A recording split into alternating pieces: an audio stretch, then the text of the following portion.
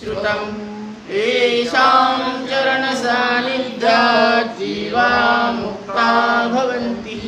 साखरे वंशविख्यातं ज्ञानदानपरायणं विनायकं गुरुं वन्दे भवबन्धविमुक्ते। ज्ञानप्रतापविलसत्वचनामृतं च अद्वैतभावपटुता हितबुद्धिरस्य ज्ञानेश्वरस्तु भगवान् अवतीर्णेव। श्रीरंगनाथ गुरुराज नमोस्तु तुभ्यम्।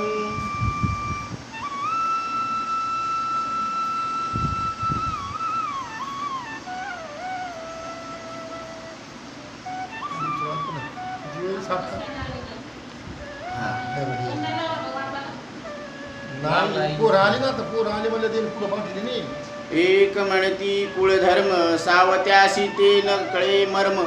खंडोबाच्या महिम्याचे वर्म संपूर्ण विसरलासे। गणगोत इष्टमित्र यात वागणूक नसे फार। रात्रंदिन टाळाचा चूर व्रथा पाडी सावता। एक मने सोडिली जात विपरीत धर्म लोका सांगत। मूर्ख लोक माना हलवित उगीच पहा हसती। अशा प्रकारे त्रिविध जन एकमेका सांगती खुन। सप्रेम भक्ताचे पूर्ण गुण कोणातेही कळेना। संत महिमा असे अगाध वेदशास्त्रा नव्हे बोध। अंगी साधूपण येता शुद्ध तेव्हा कळे सहजे। वेदशास्त्र कळे पुराण संत महिमा अतर्क्य पूर्ण। रिद्धी सिद्धी झाल्या अधीन तरी असे अतर्क्य। वाऱ्यावर येईल बसता गगनी येईल पायी चालता। भूत भविष्य वर्तमान वार्ता येती सांगो यथार्थ। परी दुर्लभ संत खुण प्राप्त नव्हे संचिता विण। भाविक प्रेमळ सज्जन यानाची होय प्राप्त। जे भाविक असतात प्रेमळ असतात सज्जन असतात यांनाच संतांची खूण लक्षात येत असते। संत समजून घेण्यासाठी संतच व्हावं लागत असते। म्हणून घरातील होय कार्यक्रम परशोबा नांगिते न होता श्रम। अद्वैत बोध निस्सीम अंगी सहजे बाणला। मनाची गेली तळमळ सुकला कर्मा कर्म कोल्हाळ। भक्ती प्रेमाचा सुकाळ यातची काळ जातसे। जनाबाईस गेले दिवस मुलगी झाली सगुण राजस। परशोबा नांगितेस समाधान वाटले। जनाबाईला दिवस गेले आणि एक कन्यारत्न प्राप्त झाली। वय झाले असे फार शरीर झालेसे जर्जर। नांगितेसह पंढरपूर वारीहुनी पातले। आणि नांगिताबाई आणि परशोबा हे पंढरपूरच्या वारीला जाऊन परत वापस आले। नंतर आषाढ वद्य चतुर्थ दिनी सूर्योदय गेला होऊनी। परशोबा नांगिता पळांतरांनी वैकुंठवासी झाले। आषाढ महिन्यामध्ये वद्य चतुर्थीच्या दिवशी या दोघांनी मात्र आपलं शरीर सोडून दिलं। ऐकोनी ऐसी मात लोक पातले समस्त। सावता जनाई आली धावत मळ्यामधून ते धवा। सावता महाराज जनाबाई माता मळ्यामधून धावत धावत आल्या। ऐक हाहाकार झाला जणी आश्चर्य पाहती अवलोकुणी। जनाबाईने अंग धरणी दिले पहा टाकुनी। आजी संपले माझे पुण्य सासू सासरे आईबापास मान। पावले आता निधन मज कोण हित सांगेल। प्रेमळ मूर्ती सदा शांत शिवी कापट्य नाही माहित। सोसिक स्वभाव नेमिक व्रत आमरण पाळिले। लक्ष्मी मजला म्हणत बोलणे ही आदरयुक्त। शिकवण झाली अप्राप्त आदर्श हिरे हरपले। अशा पद्धतीनं आदर्श हिरे या पृथ्वीवरून हरपून गेले। कष्ट करिता गेला जन्म नाही केले असत्य कर्म। जनाबाईस दुःख परम झाले पहा ते धवा। त्यावेळेस जनाबाईला मात्र भयानक दुःख झालेलं आहे। कारण कष्ट करण्यामध्ये यांचा जन्म गेलेला आहे। कधीही असत्याची वागणूक त्यांनी केलेली नाही। लोक आश्चर्य करीती एकाएकी ऐकिली नवलगती। दुखणे पाहणे नसता अंती दोघे निमाली सवेची। काही दुखत नव्हतं काही रोग नव्हता अंगामध्ये तरी सुद्धा अचानक या दोघांनी शरीर कस काय सोडलं। असे नाना परीचे जण म्हणती अघटित झाले निधन। सावत्याने तयारी करून नेले का ताटीत। मग सावता महाराजांनी तयारी केली आणि दोघांना एका ताटामध्ये गेले. विधियुक्त पेटविला अग्नी पेटविण्यात आला. चिता भस्म गेली होऊनी आणि त्या चितेची भस्म झाली. शांती दीप अवलोकोनी गेले जन समस्त. मग ते दीप लावून सगळे लोक आपापल्या घरी निघून गेले. विधी सावडिले दुसरे दिवशी. मग दुसऱ्या दिवशी सावडायला जातात ना, राग सावडायला. समस्त जण आले 10व्यासी. सगळे लोक मग 10व्याला परत आले. विधियुक्त केले कार्यासी जनासी घरी बोलवी. विधियुक्त पद्धतीनं सगळ्यांना घरी बोलावण्यात आलेलं आहे. 13व्याची सांगितली तयारी. आता 13व्याची तयारी करा. सर्वजना प्रेमळ भक्ता पाचारी भोजनोत्तर कीर्तन करी ऐका सादर भाविक हो. आता 13व्याच्या दिवशी सर्वांनी भोजन केल्यानंतर कीर्तनाची तयारी करायला सांगितली. झाले जीवन समस्तांचे भजन करी आले आसपासचे जवळपासचे जे भजनकरी होते ते सगळे आले. आता मनोगत सांगती कीर्तनाचे सांगावे तुम्ही. आता मात्र सावता महाराजांना त्यांनी विनंती केली की आता तुम्ही थोडंसं कीर्तन सांगा. जय जय दयाळ जन स्वकर्म दक्ष स्वानंद घन जात गंगा तुम्ही पावन दिले वरदान मज लागी. तुम्ही दयाळू आहात. सावता महाराज सांगतात. काय सांगतात?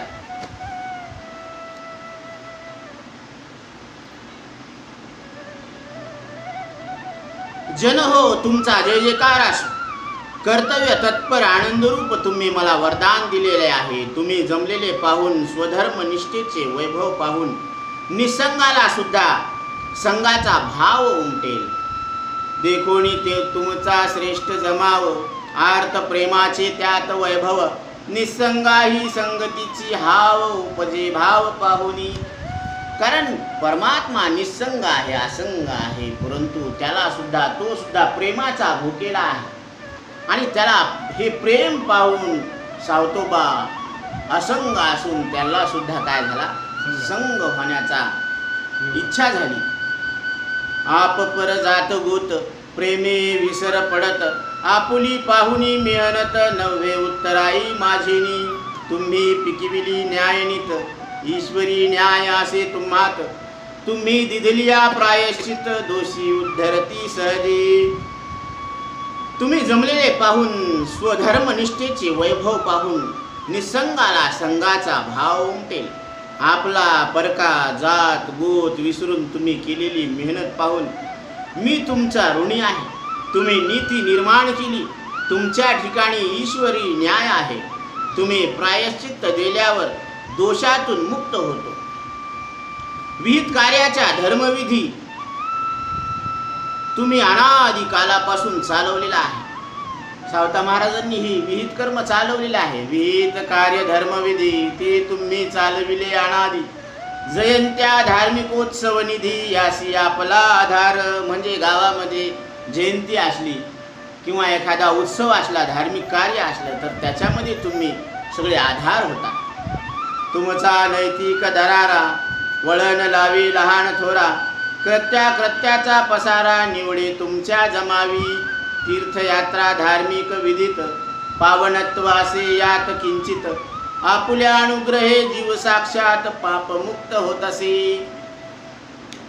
तर अशा पद्धतीनं तुम्ही प्रायश्चित्त दिल्यावर दोषातून मुक्त होतो. विहित कार्याचा धर्मविधी तुम्ही अनादी कालापासून चालवलेला आहे. जयंती धार्मिक उत्सवाला तुमचा आधार आहे. तुमच्या नैतिकतेच्या प्रभावाने लहान मोठ्यांना योग्य अयोग्याची निवड करता येते. कारण आपल्याला कोणी मोठ्याने सांगितल्यावरच कळतं ना की योग्य काय आहे अयोग्य काय आहे, याची निवड करता येते. तीर्थयात्रा धार्मिक विधी तुमच्या कृपेने जीव पापातून मुक्त होतो. हा तुमचा जमाव माझ्या वडिलाची पुण्याई आहे. तुमच्या रूपाने आईवडील जिवंत दिसत आहे.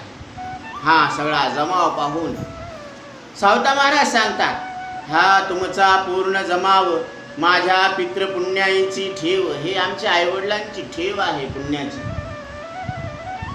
तुमचा पाहुनी प्रेम भाव दिसे आई बाप जिवंत. हे तुमच्या रूपानं आईवडील जिवंत आहेत असं मला वाटत आहे. आई बाप केवळ काशी. आई वडील हे काय आहेत? काशी आहे. तीर्थक्षेत्र आहे. सेवे पावे सरी तीर्थासी, आणि त्यांची सेवा केल्यानंतर त्याला तीर्थ प्राप्त होतं. जिवंत तीर्थ जात गंगेपाशी, उपमा त्याशी नसे. हे जिवंत तीर्थ आहेत, जे गंगेपाशी जात असतं त्याला उपमा देता येत नाही त्यांना. म्हणून आई वडील यांची सेवा केल्यानं काय होत असतं, कारण हे साक्षात देवाचे अवतार आहे. धरती पे रूप माँ बाप का, उस विधाता की पहचान. म्हणून स्वामी तिने जगाचा, आई विना भिकारी. म्हणून देव सुद्धा कसा आहे, आई वाचून भिकारी आहे. आईची महत्ती फार मोठी आहे. आईची उपमा दुसऱ्याला देता येत नाही. म्हणून ही ज्ञानाई, ही विठाई आहे. विठू माऊली तू माऊली जगाची, माऊलीत मूर्ती विठ्ठलाची. विठ्ठला माय बापा, विठू माऊली तू माऊली जगाची, माऊलीत मूर्ती विठ्ठलाची. आईमध्ये विठ्ठल आहे आणि विठ्ठल ही सगळ्या जगाची आई आहे. असं हे नातं आहे. म्हणून यांची सेवा करणं म्हणजे तीर्थस्वरूप मायबाप ठेवा हरपला अमुक, असे तीर्थस्वरूप आईबाप असा ठेवा आज हरपून गेला. त्यांच्या पुण्याईस माप न दिसे मजला कसलेही. त्यांची पुण्याई इतकी आहे की त्यात ते मोजण्याचं माप सुद्धा मला आता कुठं दिसत नाही. कार्य करून यथा सांग, आमरण केली वारी चांग. निस्सीम भक्ती अव्यंग केली असे सतत, आमुचा शेवटपर्यंत आदर. म्हणजे आम्हाला त्यांनी कृपेनं पालन पोषण केलेलं आहे शेवटपर्यंत. अंत समय अलौकिक थोर, सर्व जनांचे प्रेम फार पुण्याई थोर तयांची. आणि शेवटच्या क्षणी सुद्धा आम्हाला तुमचं प्रेम लाभत आहे, ही सुद्धा त्यांचीच पुण्याई आहे. त्यांच्या पुण्याईमुळंच तुमचं प्रेम आम्हाला लाभत आहे. कार्य करून यथा सांग, आमरण केली वारी चांग. त्यांनी सगळे सत्कर्म करून शेवटपर्यंत वारी केलेली आहे. 50 वर्ष नित्य नेमानं विठ्ठलाची पंढरपुराची वारी केलेली आहे परशुबानं आणि नांगिताईनं. निस्सीम भक्ती अव्यंग केली असे सतत, उणेपणा रहित. त्या भक्तीमध्ये कुठलीच उणीव नव्हती, अशी निस्सीम भक्ती केलेली आहे. अनित्य असे हा संसार. संसार कसा आहे, अनित्य आहे. आणि याचं अधिष्ठान रूप परमात्मा तुम्ही नित्य स्वरूप आहात. हे दाविले मरणी थोर. आणि हे मरणाउपरांत सुद्धा त्यांनी हेच दाखवलं की संसार काय आहे, अनित्य आहे आणि तुम्ही सत्य आहात. कोणाही न कळविता साचार, देहदीप मालविले. आणि कोणाला सुद्धा लक्षात आलं नाही आणि यांनी आपला देहदीप मालवून टाकला. म्हणून अशा पद्धतीनं मात्या पित्याचे पवित्र कुशी, पवित्र असलेल्या त्या आईवडिलांच्या कुशीमध्ये देह लाभला पुण्यराशी. हा देह पुण्यरूपानं लाभलेला आहे.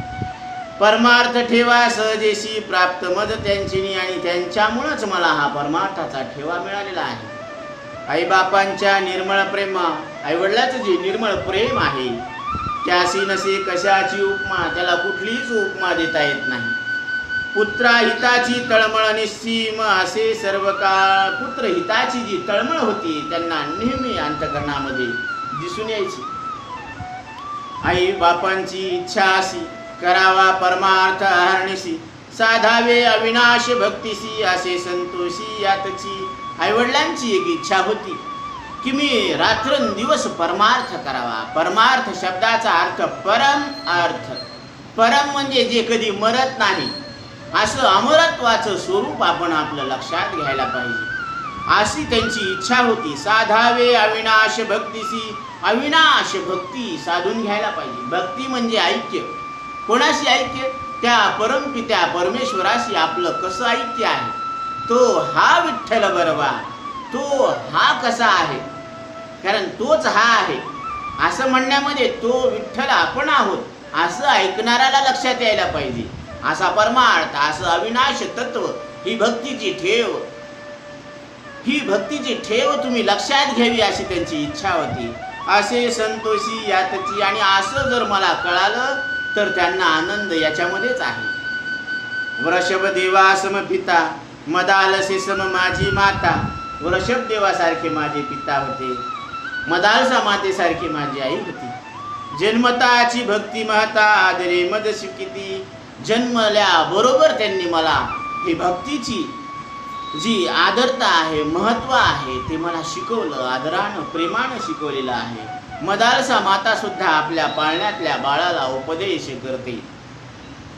हा देह नाशिवंत मळमूत्राचा बांधा, वरी चर्म घातले रे क्रमी कीटकाचा सांधा.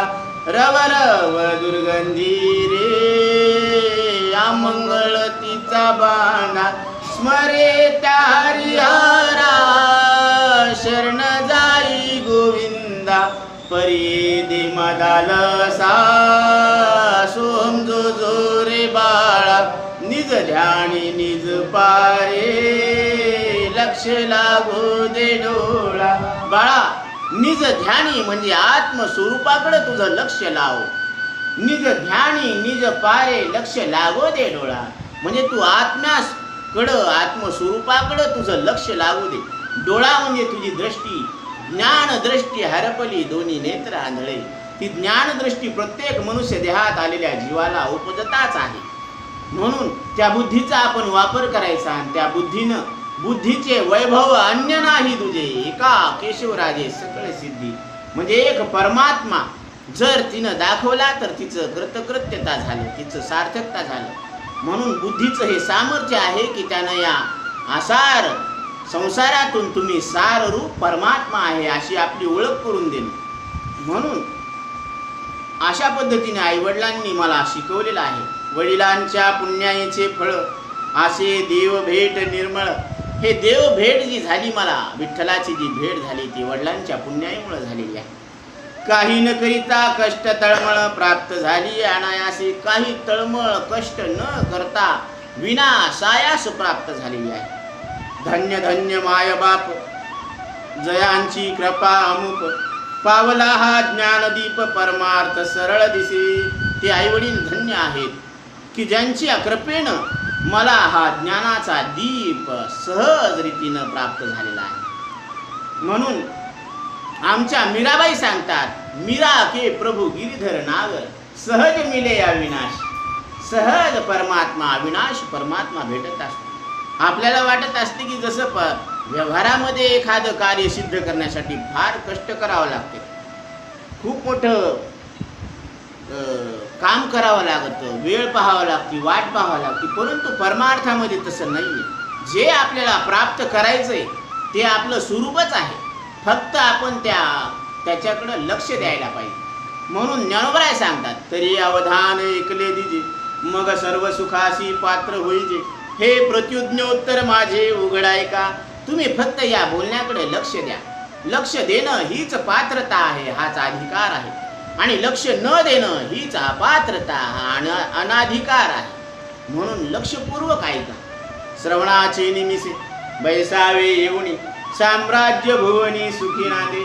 फक्त ऐकण्याच्या निमित्तानं का होईना आपण इथे येऊन बसलो संतांच्या सभेत, तर आपण न मरणारे परमात्मा आहोत अशी आपल्याला आपल्या स्वरूपाची स्पष्टता होते.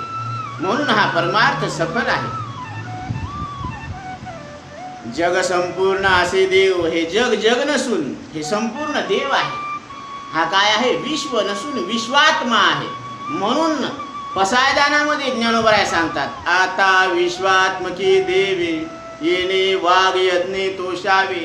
हा यज्ञ चालू आहे, हा वाणीचा यज्ञ चालू आहे. मी एक एक शब्द या यज्ञामध्ये आहुती द्यायला लागलो. म्हणून आता विश्वात्मकी देवे येणे वाघ यज्ञे तोषावे. तुम्ही हे यज्ञ चालू असताना हे यज्ञ पूर्ण झाल्यावर तुम्हाला आनंद व्हायला पाहिजे, कारण ह्या सगळ्या आहुत्या तुमच्यासाठी आहे. म्हणून असा हा ज्ञान यज्ञ चालू आहे. जीवत्व नष्टले आपोआप. जीवत्वाचा आपोआप नाश होतो. जीवपणा म्हणजे जीवपणा कशाला म्हणावं, आपल्या अंतकरणामध्ये मी आणि माझं असं जे आहे, तर हे कशामुळं आहे, आत्मस्वरूपाच्या अज्ञानामुळं आहे. आणि ते अज्ञान निवृत्त होत असतं ज्ञानानं. आणि ते ज्ञान आपल्याला सद्गुरू सांगत असतात. कारण गुरु तेथे ज्ञान, ज्ञानी आत्मदर्शन, दर्शनी समाधान अति जैसे. त्याच्या आधी सांगितलेलं आहे. चंद्र तेथ चंद्रिका, शंभू तेथ अंबिका, संत तेथे विवेका असण्याची. जिथं चंद्र आहे तिथं चांदण्या आहेत, जिथं शंभू आहे तिथं पार्वती माता आदिशक्ती आहे. तसं जिथं संत आहे तिथं विवेक आहे. आणि ते तुम्हाला आम्हाला आपल्या विवेकावर जाग व्हायला सांगतात. मज हृदय सद्गुरु जेणे तारिलो हा संसार पुरू, म्हणून विशेष अति आदरू विवेकावरी. माझ्या हृदयामध्ये श्री सद्गुरू आहे. त्यांनी सांगितलं की तू मला तुझ्या अंतकरणामध्ये स्थान दिलं हे ठीक आहे, पण तू तुझ्या ठिकाणी असलेल्या विवेकावर आदर ठेव. असं कोण सांगतात? सद्गुरू सांगतात. म्हणून त्या विवेकाचा आदर केल्यानंतर काय होत असतं? जीवत्व नष्ट झाले आपोआप. गुरु कृपे ज्ञानदीप अंतकरणी प्रकाशला. आणि गुरुच्या कृपेनं अंतकरणामध्ये ज्ञानाचा दीप प्रकाश झाला. अविकृत करणास राधा पुत्राचा दिसे भास, सच्चिदानंदी निर्वाण पदास जीवत्व येई भ्रमे. अविकृत म्हणजे कर्णाला मी राधेय आहे, दासीपुत्र आहे असा भ्रम झाला होता. महाभारतामध्ये तुम्ही पहा की कर्णाला वाटत होतं की जर मी दासीपुत्र आहे तर माझ्या अंगामध्ये ही वीरता काय येते. कारण वीरता हे क्षत्रियाच्या ठिकाणी येत असते.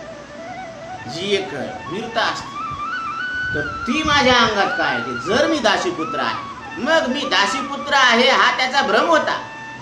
तू राधेय आहे असा मानत आहे, परंतु तू खरोखर कौंतेय आहे. आणि हे भगवान श्रीकृष्ण परमात्म्याला माहीत होतं. म्हणून त्यांनी त्यांना सांगितलेले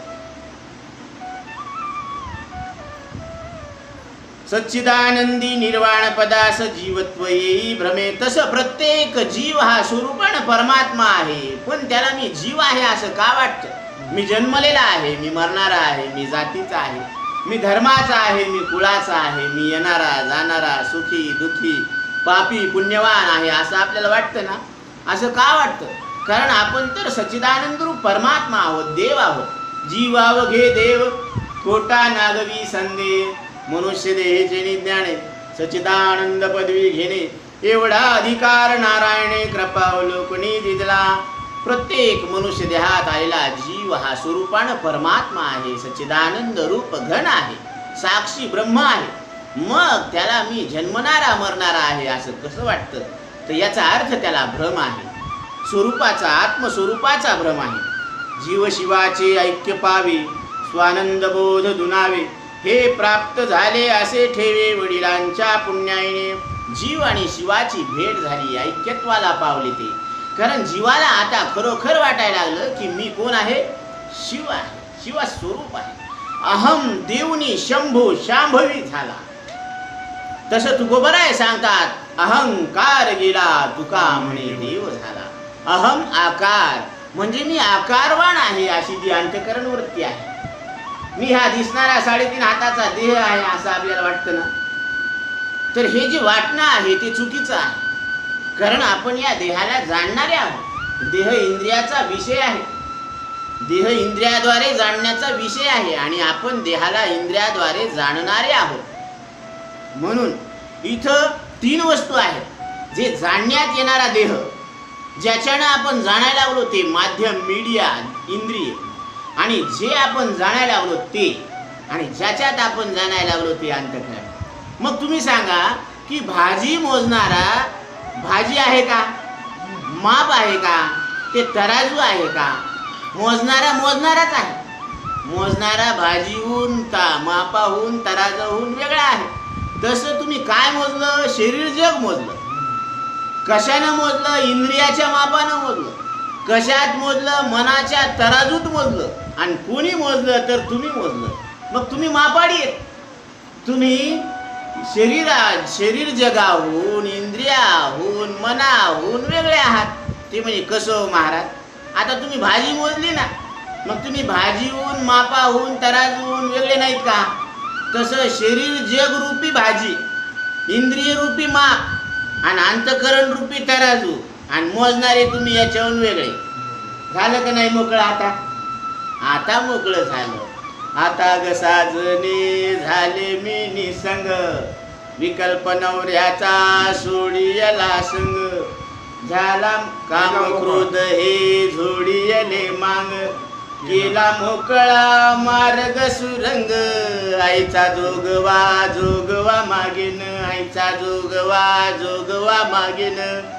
अशा पद्धतीनं जोगवा मागितलेला आहे की आता खरोखर आपण कसे झालो, निसंग झालो.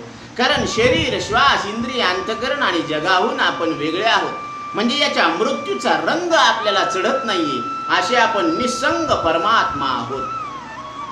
तर हे जे आपल्याला ज्ञान झालेलं आहे, स्वानंद बोध दुनावे, असं आपल्याला आपल्या स्वरूपाचं यथार्थ ज्ञान होऊन स्वानंद बोधाचा आनंद द्विगुणित होत असतो. हे प्राप्त झाले असे ठेवे वडिलांच्या पुण्याईने, आणि हे वडिलांच्या पुण्याईनं हा ज्ञानरूपी ठेवा प्राप्त झालेला आहे. वडिलांची जी प्रेमळ भक्ती ती सांगतो यथा निगुती, सप्रेम धरा चित्ती सहज संसारी तराल. वडिलांची जी प्रेमळ भक्ती होती ती मी तुम्हाला निश्चित योग्य प्रकारे सांगतो, आणि ती जर तुम्ही ध्यानात घेतली तर तुम्ही संसार सागरातून सहज तरून जा. तरी ती कोणती युक्ती सांगतात हे ध्यानात ठेवा. पंढरपूरची सतत वारी निष्कामपणे केली सारी, अंतकरण पवित्र वर व्यापरी शुद्धा समाधानी झाले. पंढरपुराची सतत वारी केलेली आहे, आणि कशी केलेली आहे, निष्काम बुद्धीनं केलेली आहे. मनामध्ये कुठल्याही फलाची अपेक्षा न ठेवता ही वारी केलेली आहे. अंतकरण पवित्र बर व्यापारी शुद्धा समाधानी झाले, आणि त्या वारी केल्यामुळं अंतकरण कसं झालं, शुद्ध झालं, निर्मळ झालं. निर्मळ चित्ते झाले नवनीते, पाषाणा पाजर फुटती रे. असं निर्मळ चित्त झाल्यामुळं काय झालं, त्या अंतकरणाला पाजर फुटला ज्ञानाचा, भक्तीचा, आणि त्या भक्तीच्या जोरावर भक्तीला धरिता हाती ज्ञान वैराग्य पाठी येती.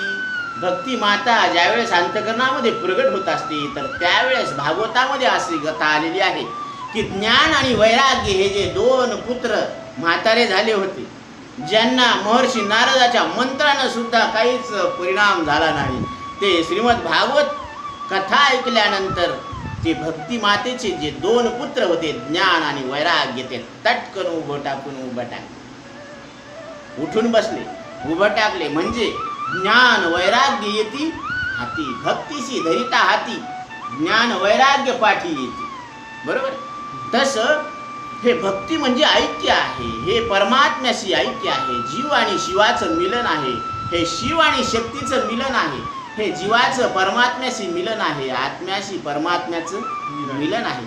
जे की अनंत जन्मात अनादी कालापासून जी घटना घडली नाही ती या मनुष्य देहामध्ये घटना घडत असते, आणि संताच्या संगतीत घडत असते, आणि सद्गुरूच्या संगतीत घडत असते. म्हणून आजी फिटले माझे कोडे, आजी फिटले माझे कोडे, बहुता जन्माचे साकडे, बहुता जन्माचे साकडे.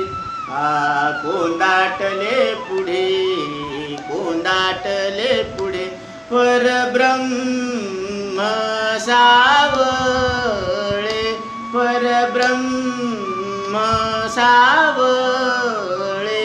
आजी फिटले माझे कोडे, आजी फिटले माझे कोडे, आजी फिटले माझे कोडे, आजी फिटले माझे कोडे.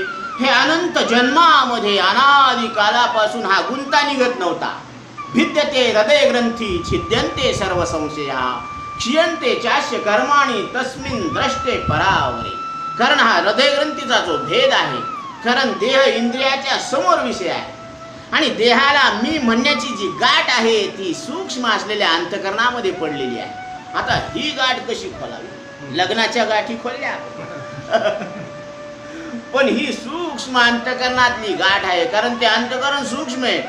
कोणाचंच अंतकरण कोणाला कळत नाही, म्हणून तुमचंच अंतकरण तुम्हाला इंद्रियानं कळत नाही. मग तुम्ही अंतकरणाला जाणणारे इंद्रियाद्वारे कसे कळते नो? आणि आपल्याला तर वाटतं की देव इंद्रियानं कळावा, दिसावा डोळ्यानं. कसा दिसावा? तो डोळ्याचा विषयच नाही ना. वारा डोळ्याने दिसतो का? का दिसत नाही? कारण तो डोळ्याचा विषय नाही. तसा परमात्मा डोळ्याने दिसतो का? नाही. का दिसत नाही? कारण तो डोळ्याचा विषय नाही. तिकडं जसा नियम तुम्ही लावला ते तुम्हाला कबूल आहे ना? बोला, कबूल आहे का नाही? कबूल आहे, कबूल आहे. झालं पक्क. तीनदा कबूल झालं म्हणजे पक्क झालं. काय की आता त्यांना संशयच येणार नाही की परमात्मा डोळ्यानं का दिसत नाही, कारण तो डोळ्याचा विषयच नाही. म्हणून मनश्चक्षुराधेर मनश्चक्षुराधेर मनश्चक्षुराधेर अगम्य स्वरूपा. कारण हस्तामूलक सांगतात की मन इंद्रियपणा कोण आहे? कोणामुळं आहे मनाला? मनाला इंद्रिय मनपणा कोणामुळं आहे? तुमच्यामुळं आहे. कारण मन इंद्रिय तुमच्यामुळं आहे, नाहीतर त्यांना काही अर्थ नाही. आता जगत कळायला लागलं, पण जगासारखी इंद्रिय दिसायलेत का तुम्हाला? नाही दिसत. पण इंद्रिय न म्हणावं तर जग कशानं कळालं? हे अशी भानगडी येते ना. म्हणून जगासारखे नसलेले इंद्रिय मन जगाच्या सिद्धीसाठी मानावंच लागते. म्हणून मनश्चक्षुराधेर म्हणून तुम्ही मन इंद्रियपणा आहे. मनश्चक्षुराधेर वियुक्ता स्वयं योग. आणि जिथं मन इंद्रिय नसले तरी तुम्ही असता, म्हणजे ह्या इंद्रियांचा अभाव कुठं आहे? झोपेमध्ये आहे. मग तिथं तुम्ही नाहीत का? म्हणजे इंद्रियाला सोडून तुम्हाला अस्तित्व नाही का? आणि तेच मन अज्ञानात लीन झालं तरी सुद्धा तुम्ही आहे. कुठं? झोपेमध्ये. म्हणून इंद्रिय मनाचा अभाव झोपेमध्ये आहे तरी सुद्धा तुमचा भाव आहे. आणि इंद्रिय मन असले तर जगत आहे, पण इंद्रिय मन नसल्यावर जग कुठे आहे? मग इंद्रिय मन नसल्यावर जग नाही, पण तुम्ही आहे ना. पण आपल्याला सवय लागली की इंद्रिय मनानं दिसलं की तेच खरं आहे, असं नाही ना. म्हणून मनश्चक्षुराधेर वियुक्ता स्वयं योग. मग तुम्ही कसे आहात महाराज? सनित्योपलब्धी स्वरूपो हो महात्मा. मी नित्य उपलब्ध असलेला परमात्मा आहे, हे माझं खरं स्वरूप आहे, असं हस्तामलक जगद्गुरु शंकराचार्यांना सांगतात. आणि या घटनेचं वर्णन नाथ महाराजांनी चिरंजीव पद म्हणून जे ग्रंथ आहे त्याच्यामध्ये वर्णन केलेलं आहे. हस्तामलक आणि शंकराचार्यांची भेट असं. तर असा विषय इथं आलेला आहे. स्वानंद बोध धुनावे हे प्राप्त झाले असे ठेवे वडिलांच्या पुण्याईने. आणि हा जो ज्ञानाचा ठेवा आहे तो वडिलांच्या पुण्याईनं प्राप्त झालेला आहे. वडिलांची जी प्रेमळ भक्ती ती सांगतो यथा निगुती. सप्रेमे धरा चित्ती सहज संसारी तराल. पंढरपूरची सतत वारी निष्कामपणे केली सारी. अंतकरण पवित्र परव्यापरी शुद्धा समाधानी झाले. बाह्य विषयांचा आला वीट. आता मात्र बाह्य विषयांचा काय आलेला आहे? वीट आहे. वीट आलेला आहे. विटले हे मन प्रपंचापासून. अंतकरण झाले चोखट. आणि अंतकरण कसं झालं? शुद्ध झालं, निर्मळ झालेलं आहे. उपजले जिहासा वैराग्य तिखट. कर्म कचाटी संपली. आणि कर्मातून ते आसक्त झालेलं मन आता ते वैराग्याला प्राप्त झालेलं आहे. जिज्ञासा झालेली आहे आता ज्ञानाची. म्हणून आता तो ब्रह्म जिज्ञासा. भगवान शंकराचार्य सांगतात की आता ब्रह्म जाणून घेण्याची इच्छा निर्माण झाली. विचार सहित भक्तिसार लादला भगवन निष्ठा निर्धार. विचारा सहित भक्तीची काय लागलेली आहे? ओढ लागलेली आहे. आणि लादला भगवन निष्ठा निर्धार. तत्वज्ञान लादले चोकट थोर भक्ती यथाक्रमे. आणि तत्वज्ञानाची जी काही रीत आहे ती मात्र हळूहळू लक्षात येऊ लागली. तत्वज्ञानाचे मुख्य फल निरसे त्रिगुण अविद्या विशाल. तत्वज्ञानाचं मुख्य श्रेष्ठ फल काय असेल तर निरसे त्रिगुण अविद्या विशाल. ही जी त्रिगुणात्मक अविद्या आहे, अज्ञान आहे, याचा काय होत असतो? नाश होत असतो, निरसन होत असतं. म्हणून जीवनमुक्ती परमार्थ ओल अंतकरणी प्रगटली. आणि अंतकरणामध्ये परमार्थाची जी जीवनमुक्तीची ओल आहे ती मात्र प्रगट झालेली आहे. म्हणून ऐसे बोलावे ते बोल उरेल अनुभवाची ओल. असं साधू संत बोलतात की आपल्या अंतकरणामध्ये ती अनुभवाची ओल उतरत असते. की त्यांचं शब्द आणि अर्थ ऐकल्यानंतर आपण सुद्धा जीवनमुक्त आहोत असं लक्षात येत असतं. याचं कारण आहे, जय मुक्ता ते निर्धारिता, लाभे आपलीच मुक्तता, जैसे दीपे दिसे पाहता निज वस्तू. जसं दिवा घेतल्यावर आपल्याला जी पाहिजे ती वस्तू दिसत असते, तसं जीवनमुक्त पुरुषाच्या विचाराचा जर आपण, निश्चयाचा जर आधार घेतला तर आपण सुद्धा जीवनमुक्त आहोत असं आपल्याला लक्षात येत असतं.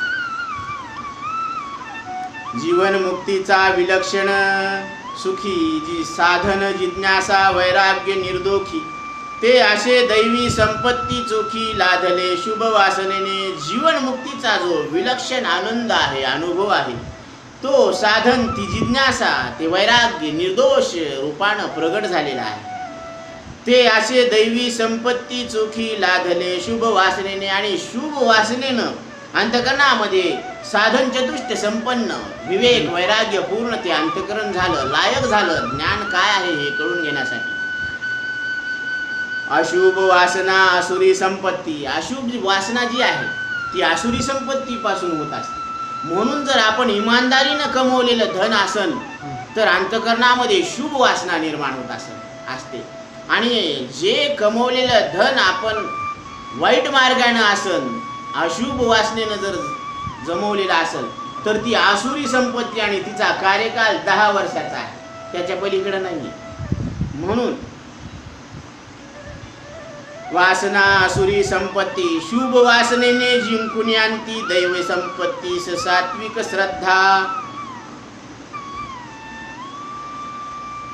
दैवी संपत्तीस सात्विक श्रद्धा निगुती, नाशी राजस तामस श्रद्धे. म्हणजे सात्विक श्रद्धा ही काय करत असते की राजस आणि तामस श्रद्धेचा नाश करत असते.